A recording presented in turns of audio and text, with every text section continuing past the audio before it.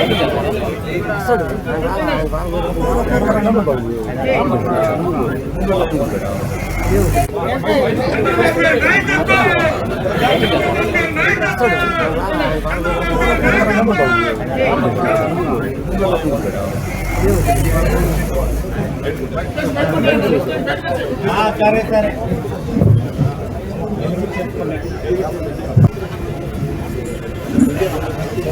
నాయుడు గారి కటౌట్ కి 9 మంది విగ్రహాల చేత దిష్టి కార్యక్రమం.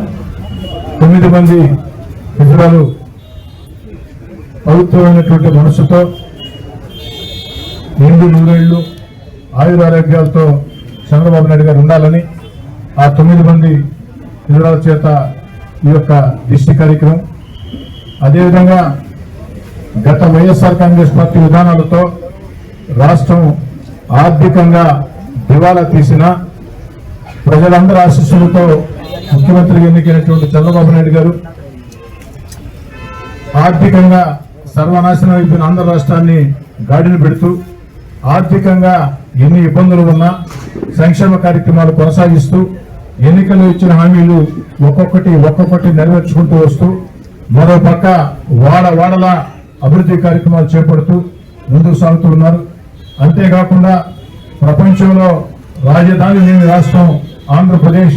అలాంటి ఆంధ్రప్రదేశ్ కి అమరావతి అద్భుత రాజధానిని నిర్మిస్తూ ఆంధ్రప్రదేశ్ దిశ మార్చే పోలవరాన్ని పరుగులు పెట్టిస్తూ అన్ని రకాల కూడా రాష్ట్రాన్ని ముందుకు తీసుకుపోతున్నారు. అన్నిటికీ మించి ఏదైతే మన బిడ్డల ఉద్యోగాల కోసం భావి తరాల కోసం లక్షల కోట్ల పెట్టుబడులు ఆకర్షిస్తూ దేశం కాకుండా ఇతర దేశాల నుంచి కూడా ఆంధ్రప్రదేశ్ లో పరిశ్రమలు పెట్టేదానికి పెట్టుబడులు పెట్టేదానికి మన బిడ్డల భవిష్యత్తు కోసం ఉద్యోగాల కల్పన కోసం వారు కృషి చేస్తూ ఉన్నారు. ఈ వయసులో కూడా ఈ రాష్ట్రం కోసం చంద్రబాబు గారు ఇంత కష్టం చేస్తుంటే వైఎస్ఆర్ కాంగ్రెస్ పార్టీ శాపనార్థాలు పెడుతూ ఉంది. వైఎస్ఆర్ కాంగ్రెస్ పార్టీ దారుణంగా విమర్శలు దిగుతూ ఉంది. అందుకే వైఎస్ఆర్ కాంగ్రెస్ పార్టీ ఆ యొక్క శాపనార్థాలు ఆ యొక్క విమర్శల దృష్టి చంద్రబాబు గారికి తగలకూడదని చంద్రబాబు గారు నిండు నూరేళ్లు ఆయురారోగ్యాలతో ఇదే విధంగా ఉత్సాహంతో రాష్ట్రాన్ని ముందుకు తీసుకుపోవాలని చెప్పని ఈ యొక్క 9 మంది హిజ్రాల చేత దిష్టి కార్యక్రమాన్ని నిర్వహించడం జరిగింది.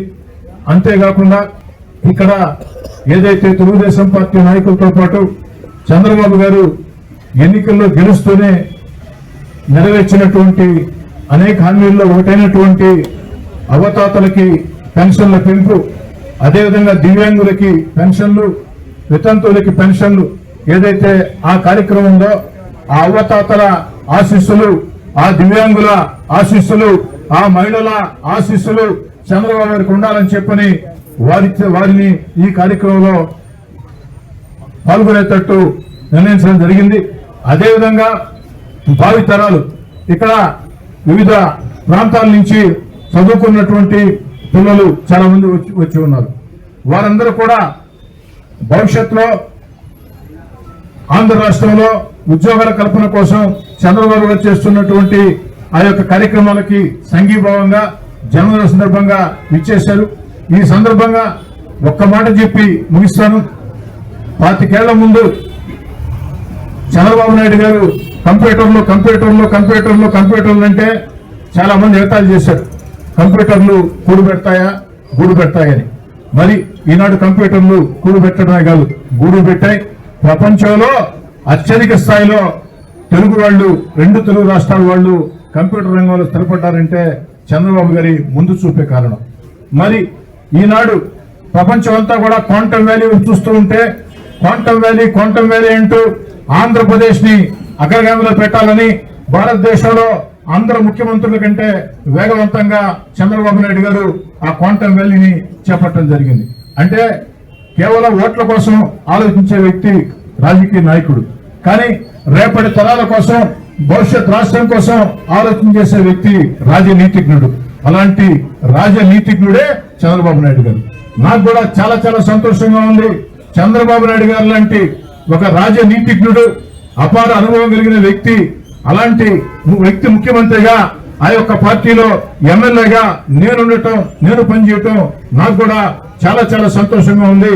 అందుకే నిండు నూరేళ్లు చంద్రబాబు నాయుడు గారు ఆయుర ఆరోగ్యాలతో, అష్టైశ్వర్యాలతో, అదేవిధంగా అకుంఠిత పరిపాలన దీక్షతో అన్ని రకాల ఈ రాష్ట్రాన్ని ముందుకు తీసుకుపోయేదానికి ఆ భగవంతుడు ఆశీస్సులు, అదేవిధంగా కోట్లాది ప్రజల ఆశీస్సులు వారికి ఉండే విధంగా ఉండాలని మనసా వాచ కోరుకుంటూ మరోసారి నెల్లూరు రూరల్ నియోజకవర్గం పక్షాన, ప్రజలందరి పక్షాన చంద్రబాబు నాయుడు గారికి జన్మదిన శుభాకాంక్షలు తెలియజేస్తూ ఈ కార్యక్రమం పూర్తయిన తర్వాత ఇక్కడ ఇచ్చేసినటువంటి ఎవరైతే అవతాతలు ఉన్నారో, ఎవరు దివ్యాంగులు ఉన్నారో వారందరికీ బెడ్షీట్ల పంపిణీ కార్యక్రమానికి కూడా శ్రీకారం చుట్టింది. మరోసారి చంద్రబాబు నాయుడు గారికి జన్మదిన శుభాకాంక్షలు.